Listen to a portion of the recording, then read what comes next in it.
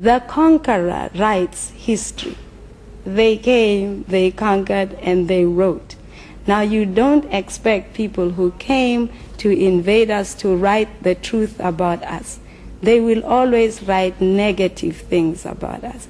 And they have to do that because they have to justify their invasion in all the countries. It's like saying when the Europeans went to America, there were no Indians there. It's ridiculous because they were there. I know that my people were there. We don't write our history. It has always been handed down to us orally by our elders. Of course, the white man came and he writes history.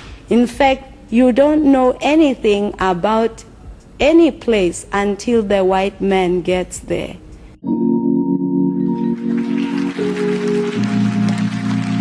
Blind with the wickedness deep in your heart. Modern day wickedness is all you've been taught. Lie to your neighbors so you get ahead. Modern day trickery is all you've been fed. Motives and thoughts. Check your motives and thoughts.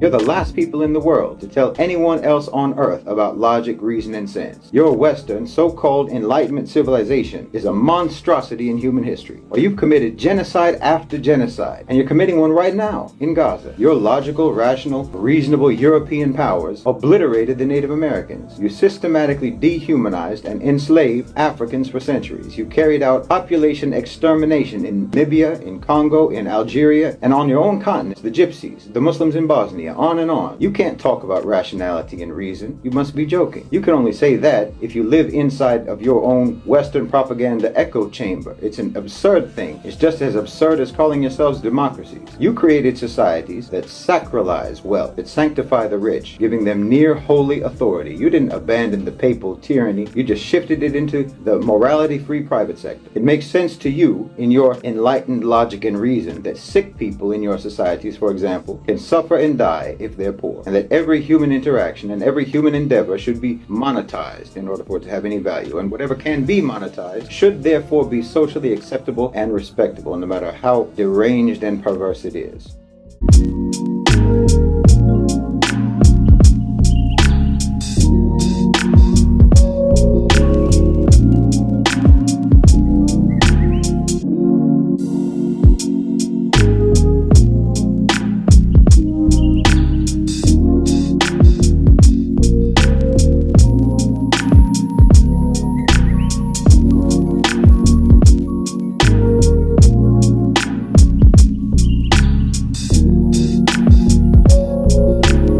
We work many different ways, but perhaps the most common is that we will identify a third world country that has resources our corporations covet, like oil, and then arrange a huge loan to that country from the World Bank or one of its sisters.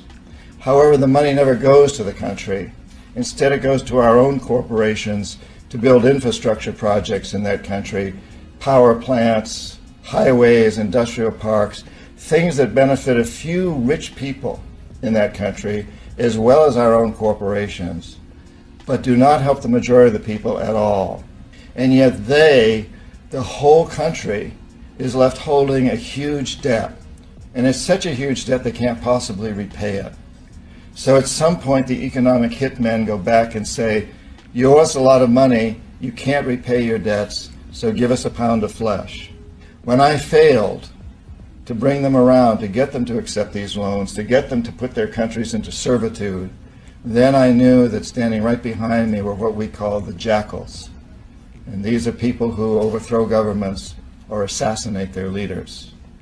And both Jaime Roldos of Ecuador and Omar Torrijos of Panama were assassinated by CIA-sponsored jackals because I failed to corrupt them. What makes African and third world debt different from the American debt?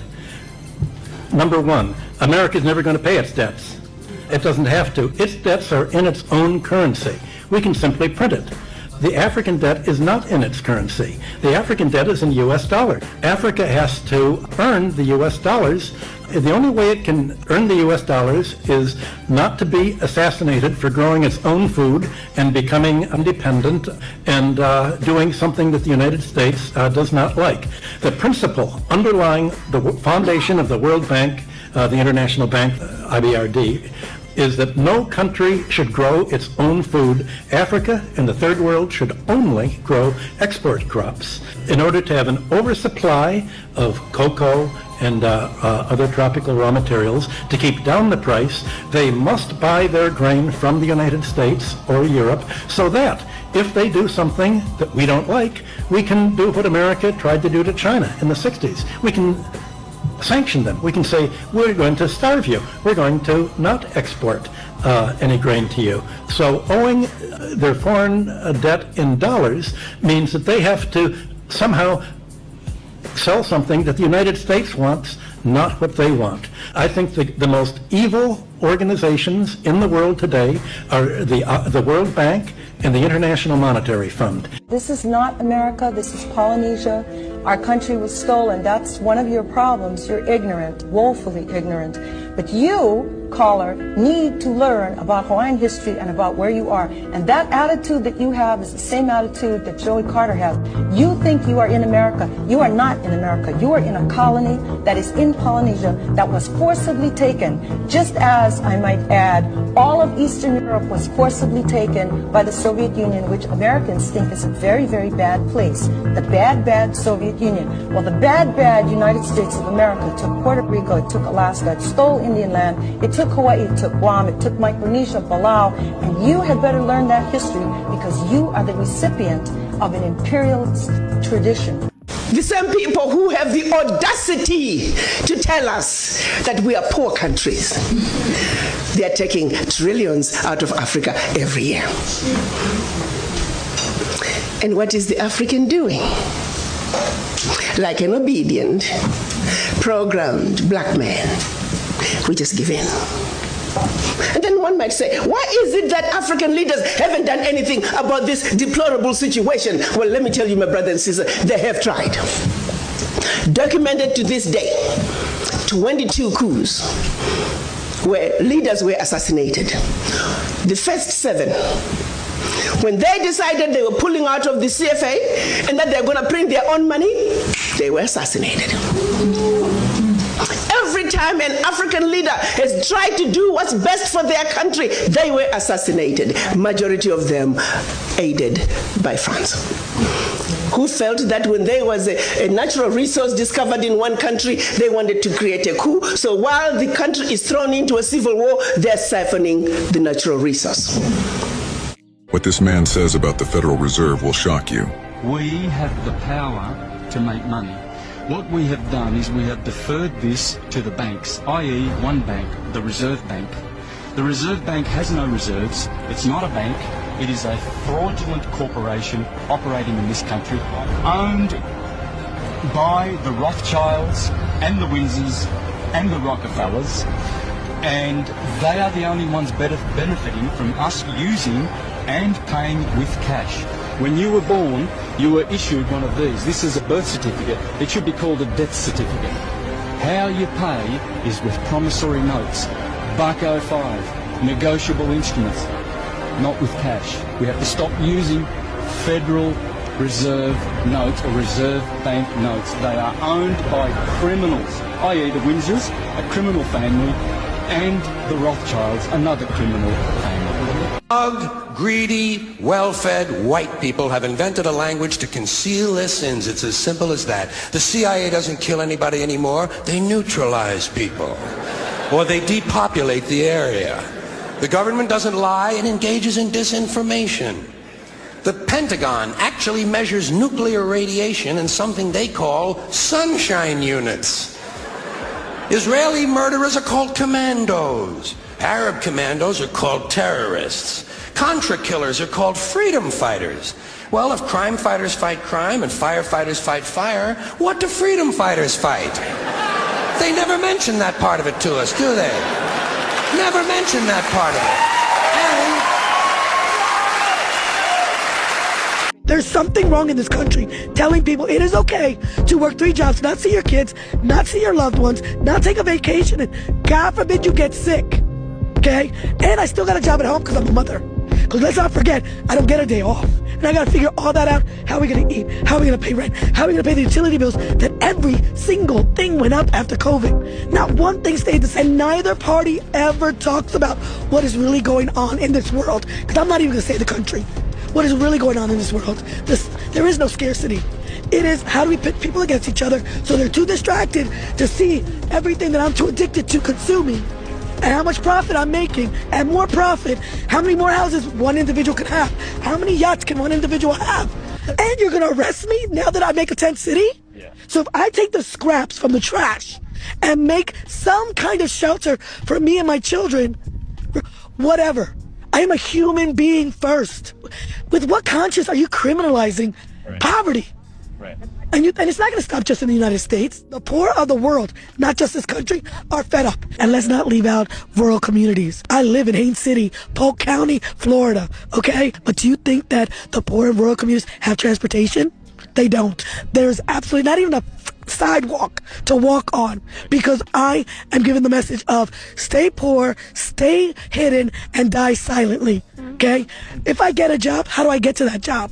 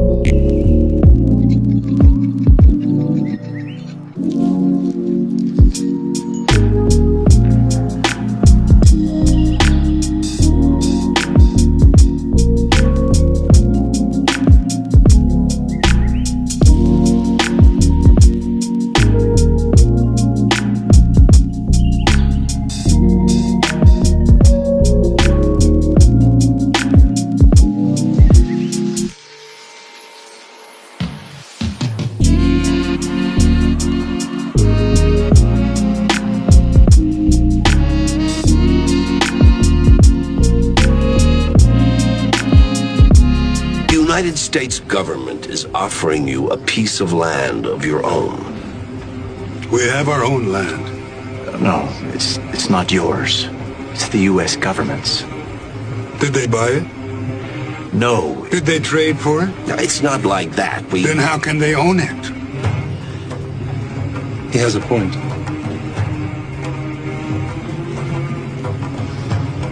We will give you everything you need if you will just submit to living on a reservation. We need nothing from you. You can depend on your country to take care of you. You are not my country. Mr. Durant, if we could just... Senator Crane has come here to offer your people a better way of life. Better than what? Better than what you have. I like what I have. Why don't you tell the United States to get over 9/11? Why don't you tell this country to get over all of the veterans who died in the Second World War instead of honoring them once a year? Why don't you tell your families to stop thinking about all of your ancestors who died? Why don't you turn down and burn down all of those headstones that you put up for all of your friends and relatives over the years? It's because it's important for us to remember. We learn from it. And until people show that they have learned from this, we will never forget. And we should never forget, even once they have learned from it, because this is a part of who we are. It's not just a part of who we are as survivors and children of survivors and relatives of survivors, but as part of who we are as a nation. And this nation must never forget what it once did to its most vulnerable people. The world's terrorists are the United States. Look what we did to Iraq. Look what we did to Libya. Libya, the most successful country in all of Africa. The guy created the 8th wonder of the world with the way how he delivered water and turned deserts into farmland. And everybody had a house and everybody had education and healthcare. And we turned it into a failed state run by terrorists with open slave markets. Who did that? Barack Obama and Hillary Clinton did that. And they'll never have to pay a price for that. Barack Obama, the most they'll do is go, nope, that was a mistake. But why did they get rid of Gaddafi? Because he was going to start a currency of Africa just for that was going to compete with the U.S. dollar and the euro, and they can't have that because the way the United States controls the world is because the United States dollar is the reserve currency of the world. So that's why they can put sanctions on all these countries. And so what they're doing, which they shouldn't do, they're weaponizing the U.S. dollar. And so like when countries want to trade with each other, they have to go take their currency, change it into U.S. dollars so they can trade. And a lot of it was based on the petrodollar, which, by the way, Saudi Arabia just quit. They didn't renew it. I don't know if you heard about that. Yeah, I did hear about that. So, and all of a sudden, CBS News is starting to do news stories about how Saudi Arabia was involved in 9/11. All of a sudden, 24 years later, all of a sudden, oh, you know what? Turns out there was something happening with it.